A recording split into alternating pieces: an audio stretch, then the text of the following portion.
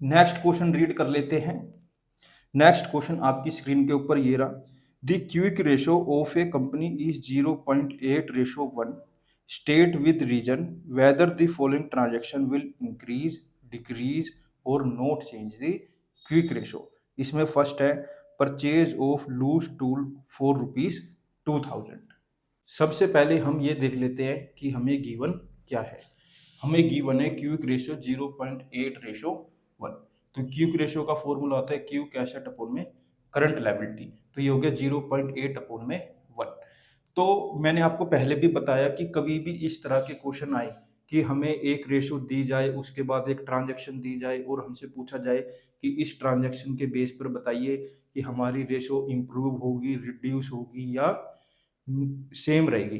तो ऐसे केस के अंदर आपको क्या करना है, जो भी अकाउंटिंग रेशियो दी जाए, जो भी उसके अकाउंटिंग वेरिएबल होंगे उसकी एक वैल्यू लेट कर लेनी है। तो इसके अंदर हमने क्यूक एसेट की वैल्यू लेट कर ली 80,000, करंट लायबिलिटी की लेट कर ली 1,00,000।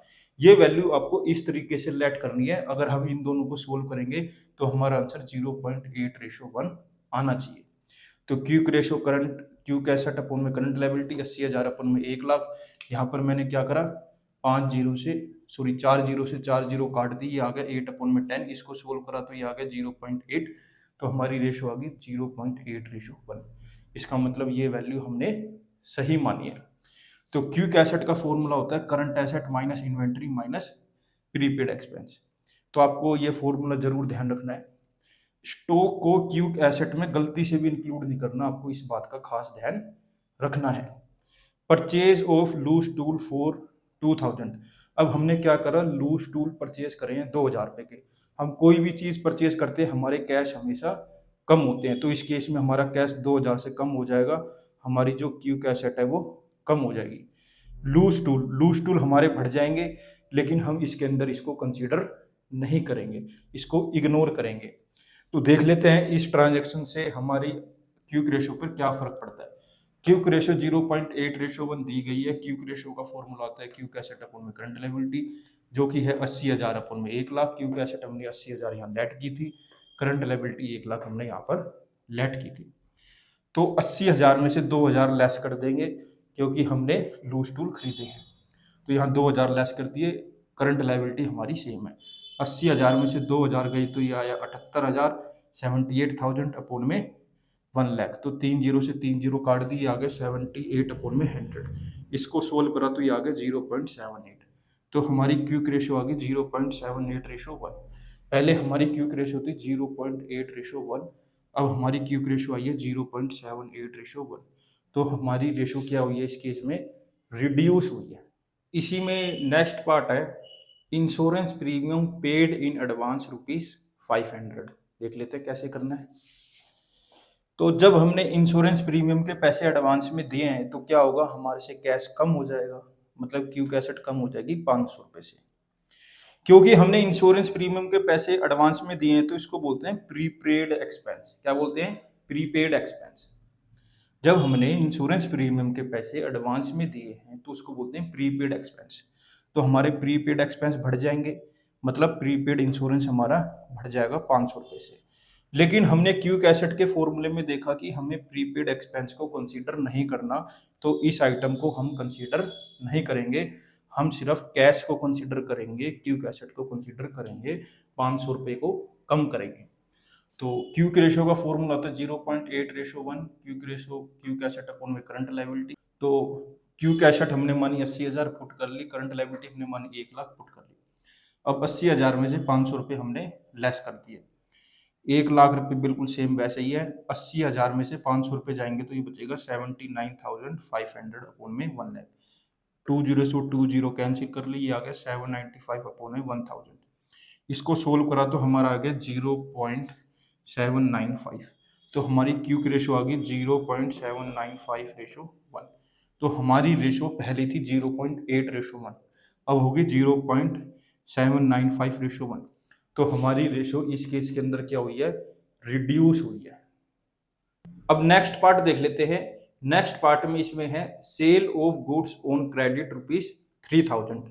जब भी हम गुड्स को क्रेडिट पे बेचते हैं तो क्या होता है, हमारा स्टॉक भी कम होता है और हमारे डेटर बढ़ते हैं।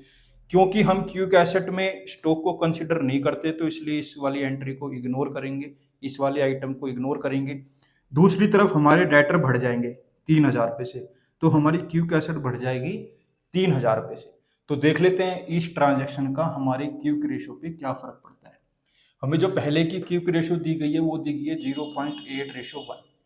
क्विक रेशो का फॉर्मूला होता है क्विक एसेट अपॉन में करंट लायबिलिटी। तो क्विक एसेट हमने पहले मानी 80,000 ये रही, उसके बाद करंट लायबिलिटी भी हमने मान रखी है 1 लाख। तो यहाँ पर 80,000 में मैंने प्लस 3,000 कर दिए किसके, डेटर के, अपॉन में करंट लायबिलिटी ऐसे ही है 83,000 अपॉन में 1 लाख। 30 से 30 काट गई, ये हो गया 83 अपॉन में 100। इसको सोल्व करा तो आ गया 0.83। तो हमारी क्विक रेशो आ गई 0.83:1। पहले हमारी क्विक रेशो थी 0.8:1। तो हमारी क्विक रेशो बढ़ी है, हमारी क्विक रेशो इस केस में क्या हुई है, इंप्रूव हुई है। नेक्स्ट पार्ट देख लेते हैं इसके अंदर क्या है, ये लास्ट पार्ट है, आपकी स्क्रीन के ऊपर भी ये रहा। Honoured a bills payable of ₹5,000 on maturity. हमने किसी को कह रखा था कि हम इतनी तारीख को आपको इतने पैसे दे देंगे, और हमने उसको उतनी तारीख को उतने पैसे दे भी दिए। यही है इसका देशी मतलब। तो हमने बिल्स पेबल था 5,000 रुपये का, जो कि मैच्योरिटी के ऊपर क्लियर हो गया। तो हमारी करंट लायबिलिटी कम हो गई 5,000 से, प्लस हमारा कैश भी कम हो गया 5,000 से, हमारी क्विक एसेट कम हो गई 5,000 से। तो देख लेते हैं इस ट्रांजैक्शन का जो हमें गिवन क्विक रेशो है 0.8:1, उस पर क्या इफेक्ट पड़ा है। तो क्विक रेशो का फॉर्मूला होता है क्विक एसेट अपॉन में करंट लायबिलिटी। क्विक एसेट है 80,000, करंट लायबिलिटी 1 लाख, यही हमने यहाँ पर मान रखी है। 80,000 में से 5,000 भी घटा दिए, 1 लाख में से भी 5,000 घटा दिए, क्योंकि हमें करंट लायबिलिटी भी 5,000 से कम करनी है और कैश भी 5,000 से कम करना है। 80,000 में से 5,000 गए तो आया 75,000, 1 लाख में से 5,000 घटाए तो आया 95,000। 30 से 30 कैंसिल आउट कर दी, 75 अपॉन में 95, 5 के टेबल में काट दिया, 15 अपॉन में 19 आ गया। अब जो ये 15 अपॉन में 19 आया, इसको मैंने ऐसे सोल्व कर लिया, डिवाइड कर लिया। मैंने इसको डिवाइड करा तो मेरा आया 0.7894। तो मैंने इसको राउंड ऑफ करके लिख दिया 0.79:1। हमारी पहले क्विक रेशो थी 0.8:1, अब हमारी क्विक रेशो आई है 0.79:1। तो इस केस के अंदर हमारी क्विक रेशो डिक्रीज हुई है। मुझे पूरी उम्मीद है आपको ये क्वेश्चन अच्छे से समझ आया होगा। अगर नहीं आया तो वीडियो को दोबारा देखना, आपको समझ आ जाएगा। फिर भी समझ ना आए तो कमेंट कर देना, मैं आपका डाउट क्लियर करने की पूरी कोशिश करूँगा। मेरे साथ ऐसे ही जुड़े रहिए, मैं आगे भी आपके लिए ऐसे ही अच्छी वीडियो लाता रहूँगा। Thank you for watching.